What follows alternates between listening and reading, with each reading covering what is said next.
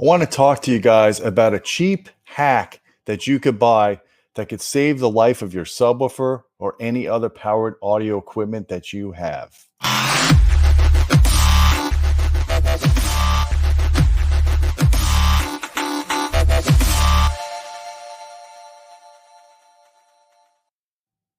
Hey folks, I'm Gene Delasala with Audioholics.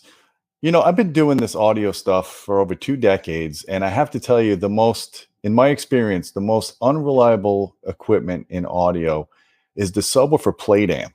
That's the amplifier that powers your powered subwoofer. I just had so many failures of various different brands, and I could do a whole video on that topic as to why I think that is.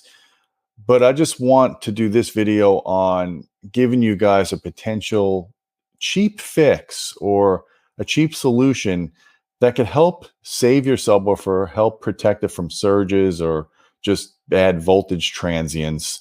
And typically, you don't want to plug a subwoofer into a fancy power conditioner. Some of those are current limiting, and they don't give you the full maximum current of your wall outlet, which is either 15 amps or if you have a dedicated, could be 20 amps. So that's not really a good idea to use a fancy power conditioner to plug your subwoofers in unless they are rated to the same current as your subwoofer. That being said, a cheap solution is not those little Home Depot power strips that typically only have like an MOV. So one lightning strike and those pop and it's useless. It's not providing you any protection. So my friends at RBH turned me on to this product. I'm going to butcher the name of it. It's Quinlinef is the brand, and it's the model HR519D. I want to show you a picture of it. And this is cheap. I mean, it's $20. And if you use our Amazon affiliate link, yes, I will get like a 2% commission. But if you use our Amazon affiliate link, I think it's like $15. And you can see it's got a bunch of little circuits in there. It's got 5 outlets and 4 USB protected. And this is kind of a better view of it. It comes in white or black, fireproof shell, 1680 joule surge protection, wide spaced outlets, which is actually very convenient. So I have it here, and I'm going to install this on the outlet where my back subwoofers are plugged in, as I just had a subwoofer amplifier failure, and we had a bad lightning storm. So what I like about this is there are features in this $20 outlet or surge protector that you just don't get in, devices that cost even substantially more than that.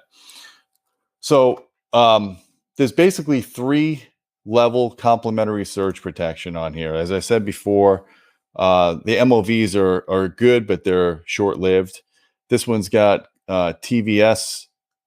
It has GDT, which is a gas discharge tube, and the whole protection of this thing is 1680 joules, and it's quicker and more reliable than just using an MOV. So this thing reacts quicker, and they even give you a 30-day return policy and a 12-month replacement. Now, you're probably wondering, what about the safety and regulatory? You could buy really expensive power conditioners. They have no regulatory on them. In fact, if you are looking at getting a potential power conditioner for your rack, if it doesn't have an ETL or UL or CSA certification, I'd be very skeptical about the safety of the thing and if it'll really protect you from surge or power problems.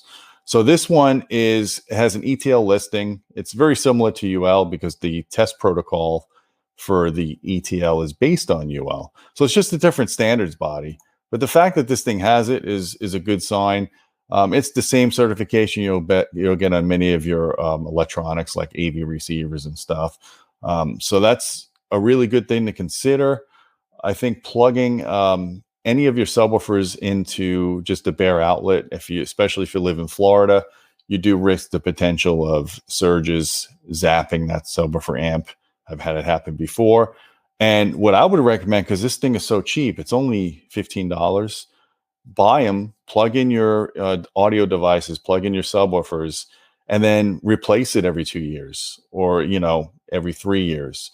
I would just cycle these, because after a few strikes, these things get very questionable on their effectiveness. But hey, if it protects you 1 or 2 times, you got your money's worth. Believe me, you don't want to be replacing an expensive amplifier in your subwoofer. So guys, I hope you found this video useful. Don't forget our link down below if you want to purchase one of these. Give me some comments if you have this device. And if I'm butchering the name Kulinif, just tell me how to say it down below. I don't mind. Give me the criticism. Don't forget about our Patreon channel at patreon.com/audioholics. We appreciate your support. You get direct access to me if you want to suggest video topics or just ask questions. And until next time, my friends, keep listening and listen safely. Get some surge protection.